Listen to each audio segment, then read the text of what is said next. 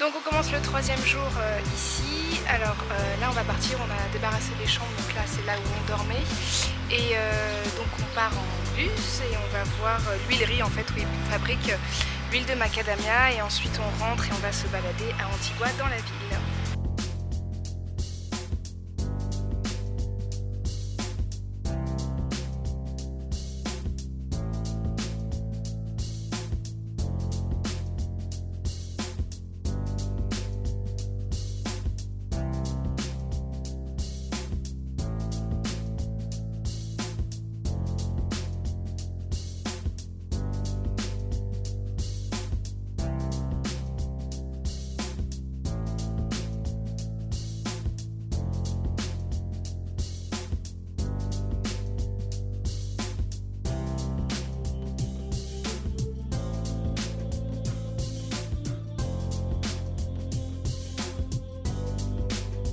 Et donc là c'est la pause coco.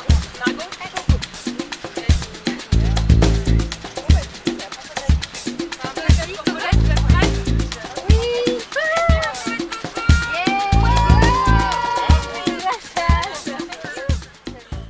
donc c'est parti, là on se retrouve dans l'usine en fait où les noix vont être traitées.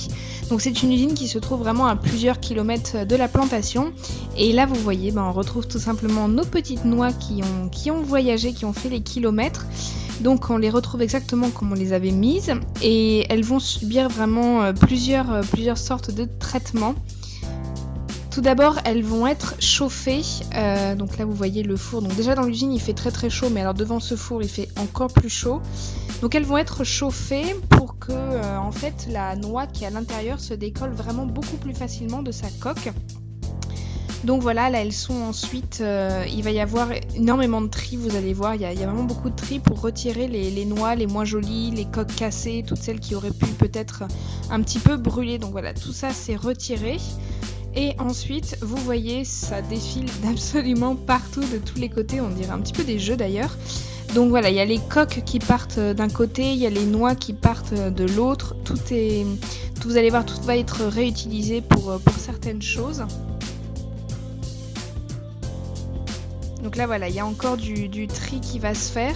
Donc il va y avoir du tri au niveau des noix qui sont cassées, donc qui sont envoyées d'un côté, toutes celles qui ne sont pas entières. Ensuite il y a, donc là vous voyez ce sont donc les copeaux des noix qui sont, les petits morceaux qui sont restés.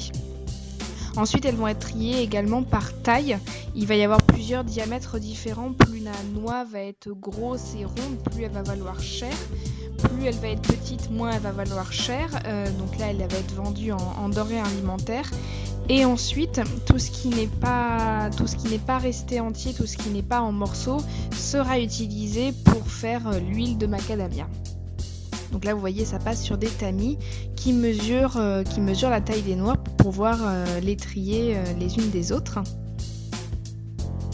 Et il y a également en fait, les femmes recherchent tout ce qui va être défaut, soit des petites taches sur les noix, soit celles qui ne vont pas pouvoir en fait partir et être vendues pour être mangées. Et là ensuite à chaque je sais pas combien de fois par jour, mais en tout cas une certaine quantité est gardée pour être testée en laboratoire pour être sûr qu'en fait aucune noix ne soit contaminée. Donc derrière l'usine, toutes les coques sont récoltées et sont gardées et en fait vont servir à chauffer le four qu'on a vu tout à l'heure. Ensuite on va passer du côté de l'usine où l'huile est fabriquée. Donc vous allez voir tout simplement les copeaux, tout ce qui reste, qui n'est pas utilisé des noix de macadamia, tout ça va être broyé, va être écrasé. Et de cette pulpe va sortir en fait l'huile. Donc ce système ce fonctionnement va se passer 3 fois pour vraiment récupérer le plus d'huile possible. Et vous voyez tout ce qui est ces espèces de copeaux, ces espèces de petites chapelures, ça va servir à nourrir le bétail. Et donc on récupère l'huile et ensuite elle est envoyée aux fabricants de cosmétiques. L'huile passera ensuite l'étape de la raffinerie, donc ça on ne l'a pas vu puisque c'est plus ceux qui fabriquent les cosmétiques qui s'en occupent, donc passera l'étape de la raffinerie qui retirera en fait tout ce qui est couleur parce qu'elle est un petit peu jaune, tout ce qui est odeur, et en fait elle est un petit peu trop riche, trop allergène, donc elle est obligée de passer cette étape et donc ensuite elle sera utilisée directement pour les cosmétiques.